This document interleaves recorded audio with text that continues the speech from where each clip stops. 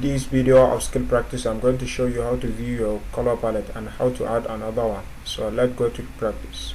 Zai iya yiwa ya kasance kana aiki a coreldraw sai ka kulle color palette ɗinka. So a wannan bidiyon zamu nuna yadda za a dawo da shi. Da farko zaka zo ka shiga right click sai ka shiga view.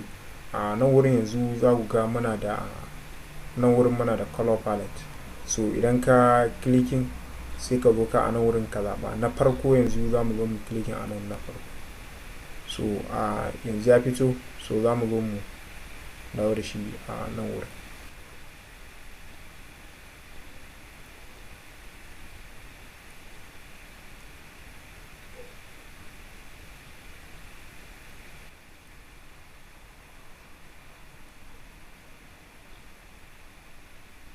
Sannan kuma idan kana son amfani da color palette sama da guda ɗaya, za ka iya zuwa kai right click sai ka shiga color palette sai ka ƙara makin guda ɗaya a cikin wannan jerin. To wannan shine a takaice a game da yadda za ka buɗe color palette a coreldraw. Sannan idan kana son tutorial a game da yadda ake amfani da coreldraw, za ka iya zuwa ka duba playlist a wannan channel. Thank you for watching this video and I would like to see you in the next video.